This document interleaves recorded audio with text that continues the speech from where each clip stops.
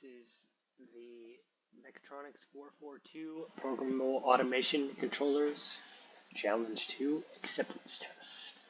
Our challenge was to create a network of 3 programmable automation controllers which control respectively a material saw, a CNC and robot, and another CNC and robot. And these 2 cells grab material from the material saw and they work independently at the same time. They can either grab material 1 or material 2 depending on the needs of the plant, the day, or the operator. So we used global variable lists here.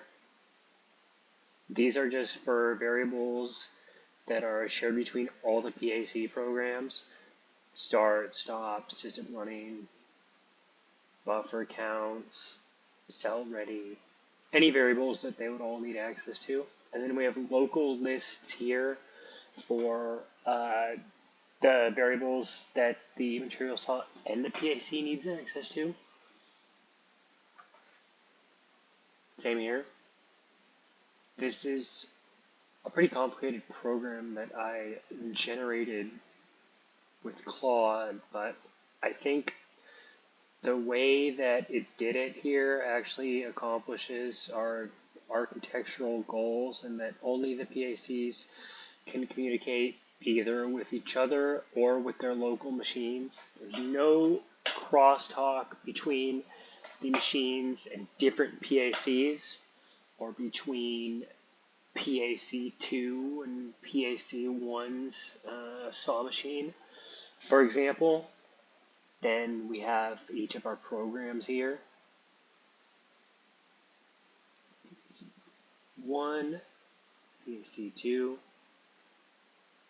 Now, you see here, scroll up a bit.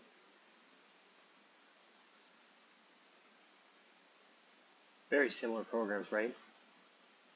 The variable list barely changes between them, so this is an easy way to create code that you can easily modularize, and you can easily add another CNC machine, another robot, modularize.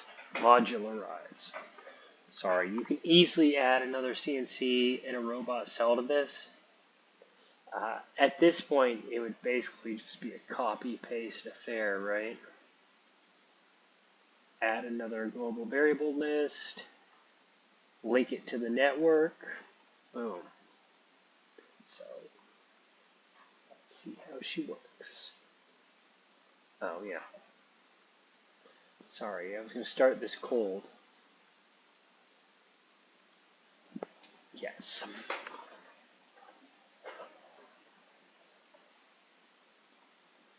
Yeah. PAC1 main to get our counts.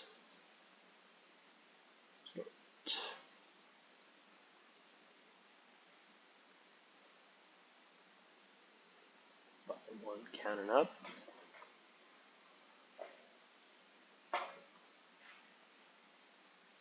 So we count up. This right here, it represents our saw cutting operation. Right, so 10 blanks in the buffer. Then it begins to cut down, even as the other machine does its work and loads up buffer 2. Okay, so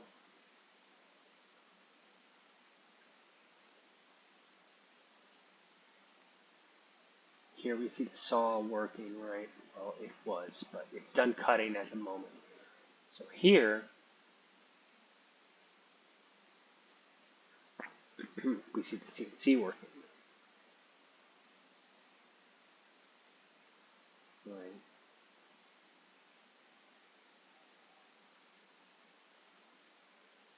To its machine state 0.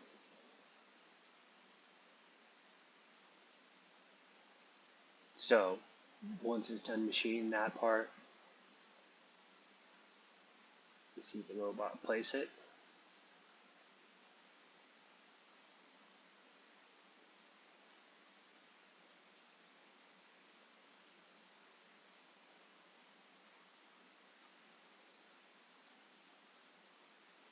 Here we go. I just wanted to see some variables changing here. Cool. So that we can actually demonstrate how the cells are working independently and passing their actions and their variables here into this main program.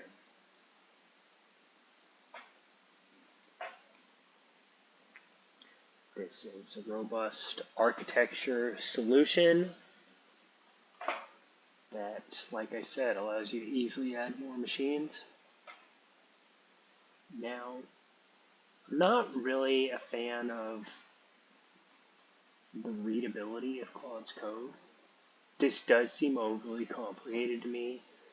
All the flags, the authorizations, even the commenting style. I mean, I would have just used 2 slashes here. But, I mean, it did make an architecturally sound working program that gets all the logic right. It did take about 12 to 15 hours to build this with it, but keep in mind that, you know, I had to build all the internal logic that was coded in on the boards. But for the simulation, when I didn't have access to the hardware, I had to do it all myself.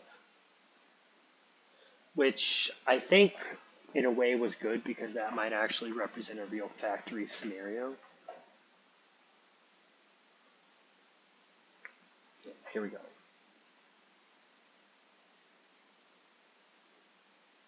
Where's that part count? Parts finished. That's total parts finished. So, and when you stop it, it'll complete whatever action it was doing in the middle of the stop, so that, you know, it's just not going to stop the saw cutting or the CNC machine machining. It will continue on with its action and then stop.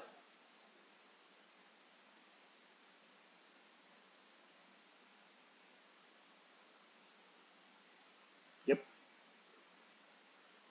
Took a part out and then stopped. It got to 0 and then stopped. Started up again. Cool. There's bolt. Okay.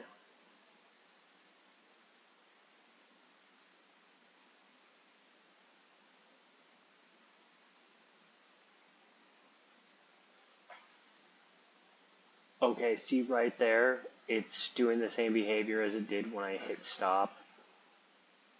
Once it finds a fault, it's running through its program. It did not do that with the first challenge. And I actually had fixed that in Claude earlier for the first challenge, but I had some versioning issues wherein I could not grab my program from the lab and use it at home because it was a different code sys version or something. But, I mean, that's okay. It runs through its action that it's doing when you hit fault. Fine, that's not what you would want to happen ideally. Maybe sometimes you would. Depending on the fault, I suppose. But, you know, fault acknowledged. That's fine. Stop. Sorry. Whoops. Okay. There we go. Alright, so that's it. This is an architecturally sound, logically consistent program. Thank you very much.